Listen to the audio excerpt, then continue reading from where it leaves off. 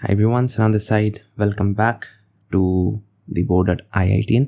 तो इस वीडियो में हम लोग करेंगे JEE Advanced 2019 paper 1 I think problem number 15 and ये प्रॉब्लम है तुम्हारा beats and frequency Doppler effect पे। बहुत ही अच्छा क्वेश्चन है, बहुत ही स्ट्रेट फॉरवर्ड है। अगर तुमको कॉन्सेप्ट नहीं मालूम है तो नहीं होगा, but if you know you would be able to solve this. तो बिफोर वी गेट स्टार्टेड, इसका फुल रिटन PDF सोल्यूशन है, डिस्क्रिप्शन में चेक करो, बहुत अच्छे से लिखा है। प्लीज़ शेयर करो, ठीक है, मेरी भी थोड़ी हेल्प कर दो। एनीवेज, तो प्रॉब्लम पढ़ते हैं, शुरू करते हैं and let's see how to reach the solution.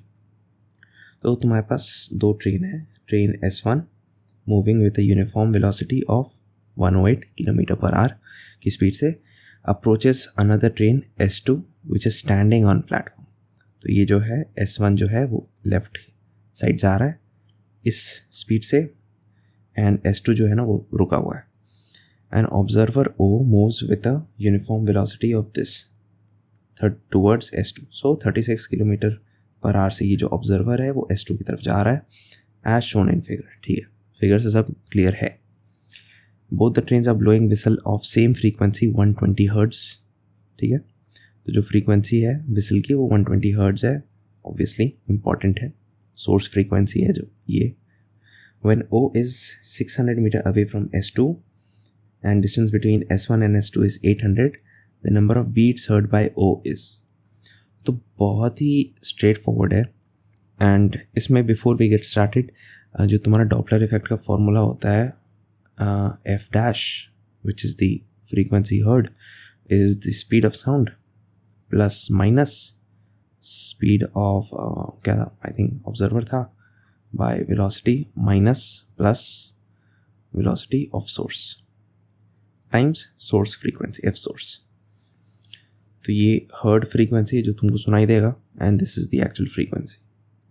तो इस डॉपलर इफेक्ट में बताऊँ जनरली कन्फ्यूजन कहाँ होती है, ये प्लस माइनस में, ठीक है, या माइनस प्लस में, कि कब यूज़ करना है और क्यों यूज़ करना है और कैसे यूज़ करना है। Because if you do a mistake in this तुम्हारा क्वेश्चन गया। तो उसके लिए एक छोटा सा टेक्निक बताऊँगा या लॉजिक बताऊँगा, एंड बेस्ड ऑन दैट तुम्हारे लिए any question on Doppler effect बहुत ईजी हो जाएगा। ठीक है, तो स्पीड ऑफ साउंड भी गिवन है 330 मीटर/s। But before we get ahead in this question, कुछ जो है हम लोग स्टैंडर्ड SI में कन्वर्ट कर देते हैं यूनिट्स को। सो 108 km/h को अगर तुमको मीटर/s में करना है तो क्या कर दो, 108 × 5/18 कर दो बस। सो this is I think 6 and this is 30 मीटर/s। ठीक है, सिमिलरली ये जो 36 है इसको करोगे 36 × 5/18 विच इज़ इक्वल टू ये टू 10 मीटर/s। सो ये ऊपर जा रहा है 10 मीटर/s से और ये लेफ्ट जा रहा है 30 मीटर/s से। तो ईजी रहेगा ये सब कैलकुलेशन। प्लस 600 देखो, 800 देखो, ये देखो, ये परपेंडिकुलर है। So what is this, the hypotenuse, and this length is 1000। why? क्योंकि पाइथागोरस ट्रिपलेट क्या होता है, 6 8 10 है ना, पाइथागोरस ट्रिपलेट। तो इसी को दोनों सबको 10 से 100 से मल्टीप्लाई कर दो, you would get this particular triangle. So this is 1000, Pythagoras लगा के कर लो, you would get this value.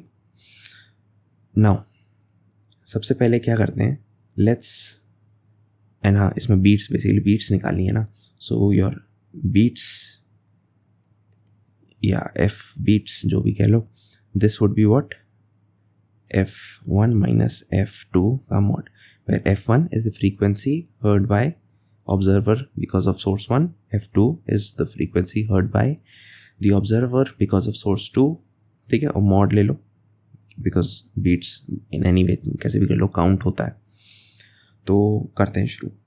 तो इसका लॉजिक मैं पहले समझा देता हूँ, डॉपलर इफेक्ट वाला जो मैं कह रहा था, and then will go on proceeding with this question. तो हमारा जो है speed of sound minus plus minus velocity of observer, velocity of sound minus plus velocity of source, and this is equal to new frequency and this is frequency of source. तो अगर ये मान लो तुम्हारा ऑब्जर्वर है इस point O पे and this is your source S। So if if your observer is moving towards S, ठीक है, सोर्स की तरफ जा रहा है, तो तुम्हारी क्या होनी चाहिए, फ्रीक्वेंसी बढ़नी चाहिए। या फिर अगर सोर्स तुम्हारा जो है ऑब्जर्वर की तरफ जा रहा है तो फ्रीक्वेंसी बढ़नी चाहिए। ये एक रॉ फॉर्म में मैं बता रहा हूँ, इंडिविजुअली, ठीक है। And again if observer is going away from the source तो फ्रीक्वेंसी को तुमको समहाउ कम करने की कोशिश करनी है। And if source is going away from the observer तुमको फ्रीक्वेंसी अगेन कम करनी है। सो फ्रीक्वेंसी बढ़ाना घटाना का क्या मतलब है, बेसिकली कहने का मतलब है कि f dash is equal to v plus यहाँ पे जो साइन है, ठीक है। अब जो ऑब्जर्वर की वेलोसिटी, जैसे ये वाला देखो, if observer is moving towards the source so you will use the plus sign and velocity या फिर speed of observer plus if going towards source and minus when the case is opposite, क्योंकि if you're going towards, if the observer is going towards the source तुमको somehow frequency बढ़ानी है। and how would you increase the frequency, क्योंकि velocity का जो term है ना वो numerator में है, so frequency is directly proportional to this velocity of observer in a way, ठीक है। velocity of observer बढ़ाओगे तो frequency बढ़ेगी, keeping everything else same, तो वही है। And if observer is going away from the source तुमको समहाउ फ्रीक्वेंसी को कम करना है, you have to pull that down. So तुम क्या करोगे, न्यूमरेटर की वैल्यू कम करने की कोशिश करोगे। So in that case you will use this minus sign. And similar logic तुम्हारा डिनोमिनेटर में आता है बट थोड़ा पलट जाता है। सो वेलोसिटी ऑफ सोर्स, तो इस केस में जब velocity of source is going towards the observer you need to somehow increase the value of frequency, but because ये denominator है तो अगर तुमको frequency increase करना है तो तुमको velocity की value decrease करनी है। so in that case you will use this minus sign if the source is coming towards the observer, and if the source is going away from the observer तुमको frequency को करनी है कम, basically the observed frequency है। तो जैसे ही तुम उसको कम करने की कोशिश करोगे ना, what you will do is basically increase the denominator value by using this plus sign with the speed of the source, ठीक है। so basically if observer या source is going towards each other you need to somehow use the sign that actually increases your frequency. if observer या source is going away you have to decrease the frequency. ये भी हो सकता है कि observer is going towards source but source is moving away from observer, तो उस case में क्या होगा कि observer is going towards source तो v plus v observer ऊपर, but if observer जो source is going away तो velocity plus velocity of source ऐसे कर दोगे तो दोनों में प्लस साइन आ जाएगा बेस्ड ऑन कि दोनों ऑपोजिट डायरेक्शन में भाग रहे हैं, एक डायरेक्शन में भाग रहे हैं, ठीक है। सिचुएशन टू सिचुएशन डिपेंड करता है। चलो अब एक्चुअली क्वेश्चन को सॉल्व करने आते हैं। तो जो S2 जो सोर्स है पहले F2 कैलकुलेट करते हैं क्योंकि दैट इज सिंपलर। तो ये O जा रहा है उसकी तरफ 10 मीटर पर सेकेंड से S2 की तरफ, S2 रुका हुआ है, ठीक है। तो चलो पहले केस S2 वाला देख लेते हैं। इसमें क्या होगा, since observer is going with 10 meter per second towards the source तो v प्लस, क्योंकि पास जा रहे तो हमें फ्रीक्वेंसी समाव बढ़ानी है, v plus 10 by v minus या प्लस या माइनस 0 होगा, ठीक है। तो it's keep this as v as it is and into frequency, इसकी वैल्यू है 120 हर्ट्ज। मैं अभी प्लेस नहीं कर रहा हूँ, इसको मैं ऐसे ही छोड़ दे रहा हूँ। And v is 330. So what I can do is, this is 330, so observed frequency f dash is 330 plus 10 by 330 times 120 लिख ही देते हैं। So this is 340 by 330 into 120 which is 34 by 33 into 120, ठीक है। अब थोड़ा और सिंप्लीफाई करना चाहता हूँ, this is 4, this is 11 and अभी के लिए मैं इसको यहीं पे छोड़ दे रहा हूँ, ठीक है। So this is your F2 I think, ठीक है। इसको एज अ टेस्ट छोड़ दो, simple straight forward direct use of Doppler effect. अब जो टेक्निक और या फिर जो डिफरेंट जो यहाँ पर है ना, वो ये है कि this is going in this direction, this is going in left direction, S1 left जा रहा है. But when ever you calculate the Doppler effect, you need to calculate it parallel to the line joining these observer and source. ठीक है, even if you see the PDF notes, मैंने एक V parallel करके लिखा होगा वहाँ पर. So that is the exact same Doppler effect formula.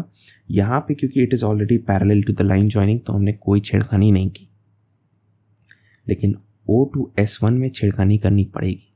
So this is what? This is 30 meter per second, and what we have to do is इसका ये वाला कंपोनेंट हमें लेना पड़ेगा which is along the line OS और which is parallel to OS. ठीक है, so this is what, ये एंगल क्या है, let's say this is angle beta and this is angle alpha. ठीक है, तो पहले अल्फा बीटा देखते हैं क्या है. एंड यहाँ पर केस S1, तो इसमें तुम्हारा ट्राइंगल समाओ ऐसे है, this is beta, this is alpha. ठीक है, and this is S1, this is 1000, this is 800, this is 600, this is S2, this is your observer. So this is going up with 10 meter per second, this is going left with 30 meter per second. Okay, तो ये angle पहले क्या होगा, ये angle beta is what? Angle beta is basically तो पहले मैं calculate कर देता हूँ, और साइन बीटा या cos beta, directly cos beta calculate कर लेते हैं. ठीक है, दैट इज़ बेटर, क्योंकि हमें इसका कॉस वाला कंपोनेंट लेना है ना. सो कॉस बीटा क्या हो गया, cos beta is adjacent by base, so that is 8/10 which is 4/5. And cos alpha क्या हो गया, adjacent by base which is 6/10 which is equal to 3/5. तो अब इस 10 का इस OS1 पे क्या कंपोनेंट पड़ रहा है, 10 cos अल्फा. सो ये जो डायरेक्शन है, लेट्स से VO parallel, so VO parallel is 10 cos alpha which is equal to 10 into 3/5 which is equal to 6 meter per second. ठीक है, सिमिलरली मैं कह सकता हूँ V of S1 का parallel is equal to 30 cos beta which is equal to 30 into cos beta क्या है 4/5 which is equal to ये 6, this is 24. ठीक है, नाउ ऑब्जर्व दिस कि दोनों एक दूसरे के डायरेक्शन में आ रहे हैं. ठीक है, सो ये ऑब्जर्वर की जो वेलोसिटी है that would try to increase your frequency, and जो सोर्स की जो वेलोसिटी है that would also try to increase frequency. Therefore denominator में माइनस आएगा फॉर S1 एंड न्यूमरेटर में प्लस आएगा because the observer. So F dash is equal to velocity of sound plus velocity of observer का parallel component, velocity of sound minus velocity of S1 का parallel component times F, which is 120 hertz. So this is 330 plus what is this? This is क्या है 6 and divide by 330 minus 24.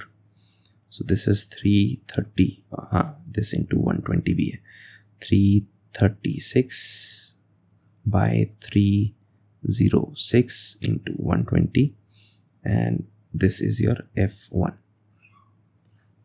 ठीक है, अब just because मैंने जे advance clear कर लिया, ठीक है, तो मैं क्या करूँगा, मैं डायरेक्ट कैलकुलेटर यूज़ करके सॉल्व करूँगा. तुम इसको मैनुअली सॉल्व करो. ठीक है, सॉरी. तो जो तुम्हारी बीट फ्रीक्वेंसी आएगी that is basically F1 minus F2 का mod which is 336 by 306 and into 120 minus 34 by 11 into 40 का मॉड, एंड जब तुम इसको सॉल्व करोगे यू वुड गेट 8.12 समथिंग. ठीक है, तो हाँ थोड़ी चीटिंग की है मैंने इन अ वे कि सॉल्व पहले से करके रख लिया, ठीक है। I know that's not exactly correct, but जैसे ही तुम एडवांस क्लियर कर लोगे ना, कॉलेज में तुमको कैलकुलेटर यूज़ करना पड़ता है। तो रिगार्डलेस तुमको कितना अच्छे से मैथ्स आता हो, कॉलेज में जाके by the end of 4th year तुम सब मेंटल कैलकुलेशन भूल जाते हो, ठीक है। मैं भूल चुका हूँ, मेरा बहुत स्ट्रॉन्ग था, मेरा बहुत वीक हो चुका है, नो डाउट अबाउट दैट। तो in this way we have figured out this problem. So is 8.12. so that concludes this video, and again इसका पूरा अच्छे से written PDF solution है description में, please check that out. GitHub link है, free है, देखो, शेयर करो। एंड हाँ, अगर तुमको चाहिए कि मैं तुम्हारा कोई प्रॉब्लम सॉल्व करूँ, प्रॉब्लम स्टेटमेंट जो है डिनोमिनेटर कह रहा हूँ, डिस्क्रिप्शन में लिखो, अच्छे से अपना जो भी ऑप्शन है वो दे दो, एंड तुमने कहाँ तक सॉल्व किया, write your thought process as well, ठीक है, कि मुझे पता रहे कि where are you exactly stuck, where are you going around, ठीक है। ब्लैंक क्वेश्चन मत देना, मैं रिस्पॉन्ड नहीं करूँगा उस पर। सो या, without wasting any further time, thanks for watching and I will see you in the next video. Bye.